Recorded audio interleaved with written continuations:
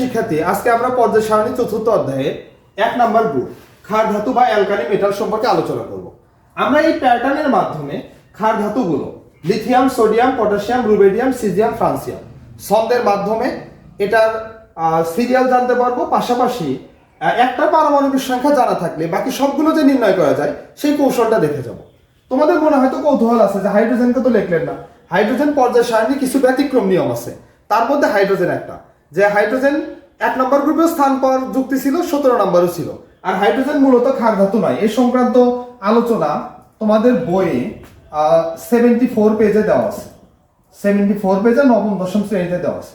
এখন আমরা এটা শুরু করি। এটা মনে রাখার জন্য কি আমাদের ছন্দ হলো লিনা কে রুবি সাজাবে ফ্রান্সে। তো যাই হোক, লিতে আমরা কি বুঝবো? লিতে বুঝবো হলো লিথিয়াম। নাতে তাহলে কি হলো? নাতে তো সোডিয়াম হয় না, কিন্তু সোডিয়ামের ল্যাটিন নাম আছে ন্যাট্রিয়াম।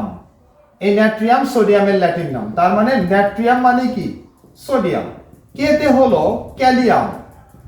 ক্যালিয়াম মূলত কি? পটাশিয়াম।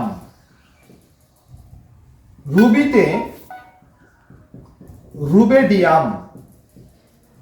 সাজাবে হলো সিজিয়াম। ফ্রান্সে হলো ফ্রান্সিয়াম। ওকে, এবার আমরা পারমাণবিক সংখ্যা ধরো লিথিয়ামের জানি 3, আমরা বাকি সবগুলো বের করতে পারবো প্যাটার্ন অ্যাপ্লাই করি। তাহলে প্রথম মৌল 3, এই 2 এর জায়গায় আমরা 3 কে কল্পনা করি। এরপর একটা 8 যোগ দেব, 3 আর 8 11। 11 এর সাথে আরো একটা 8 যোগ দেব, তাহলে পাবো 19।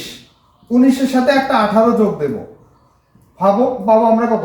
37। এরপরে 37 এর সাথে আমরা 18 যোগ দেব, পেয়ে যাব হলো 55 87। এবং 87 সাথে আরো একটা 32 আমরা যোগ দেব, দিয়ে পাবো 119। কিন্তু বাস্তবতা হলো 119 এ কোনো মৌল নাই, নাথিং। তাহলে আমাদের প্যাটার্নটা কি দাঁড়ালো? নোট হিসাবে আমরা যেটা লিখতে পারি, প্রথম মৌল এখানে কে? লিথিয়াম, ক্ষার ধাতুর প্রথম মৌল। তার সাথে 2টা 8, 2টা 18 এবং 2টা 32 যোগ দিয়ে আমরা সহজেই কি পারমাণবিক সংখ্যা নির্ণয় করতে পারি। ধন্যবাদ সবাইকে।